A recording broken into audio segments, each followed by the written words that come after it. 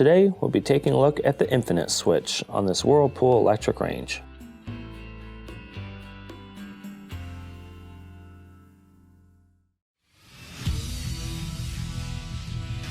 Be sure to visit ApplianceVideo.com, where you will find thousands of repair videos on the latest technology.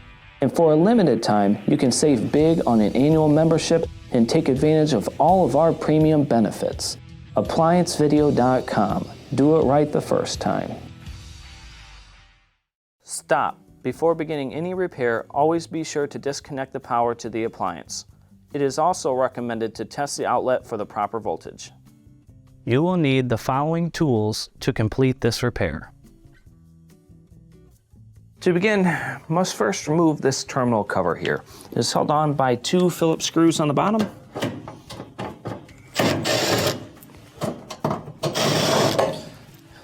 Once we take these out, you want to slide down on the plate, pull out, and set it to the side.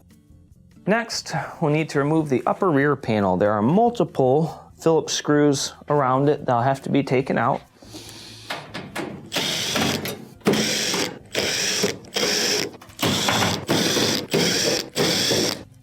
Now, before I remove the top ones, I'm going to push the panel in and hold up.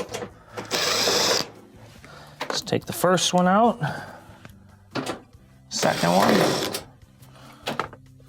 You'll want to lift out on the panel, pull down, and set it to the side. Now that we have the back panels removed, we have clear access to our infinite switches. And the infinite switch we're going to look at today is the large burner infinite switch, so the 8-inch infinite switch. Now, the main reason why you would need to access this component would be if the unit is staying on high, or high doesn't work, only low does, or it could be swapped. If this is happening where one of the sections does not work, but the other one does, what you want to look for is inside, see if it is burnt up inside this box where this toggle is at. If it's burned up, and these are common symptoms with your range, it will need to be replaced. Now, in order to replace it, first, we're going to remove the knob, and we have 2 Phillips screws that are holding on the switch.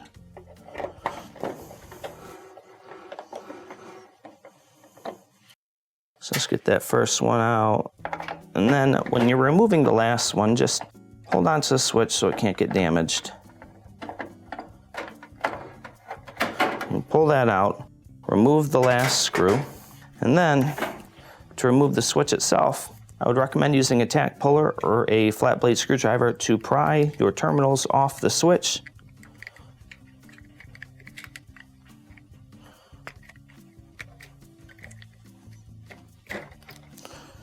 Let's get that second one off here.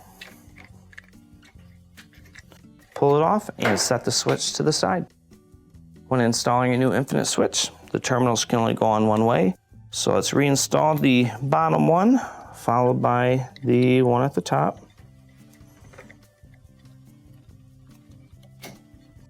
Make sure it's clipped in. And then when you're putting the switch in, you'll want to put the knob shaft through the hole in the front and make sure the box is located at the top. So I'm going to get a screw ready. Let's slide the shaft through and start to install the first holding screw.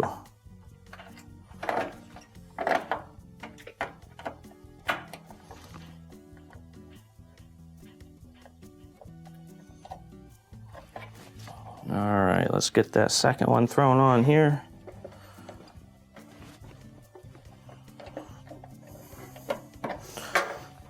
Slide our knob back on, and now we can reinstall the back panels.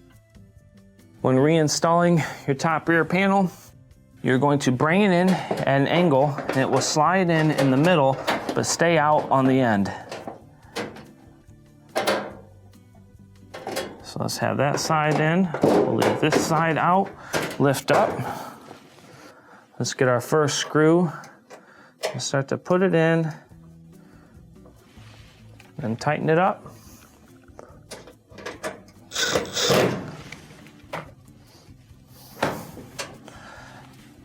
Let's maneuver this under here so that we can install the second one.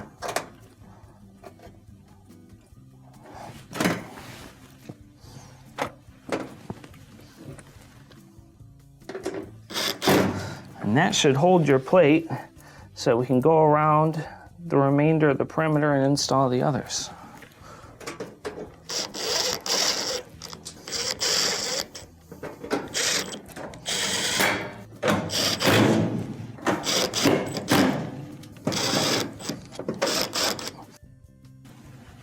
Now we can reinstall the terminal cover. When reinstalling your terminal cover, we will want to put all of these stakes inside the slotted spots on the oven. So put these in with them facing up. What we'll do is smack on the bottom to lift them up in place. Reinstall our 2 screws.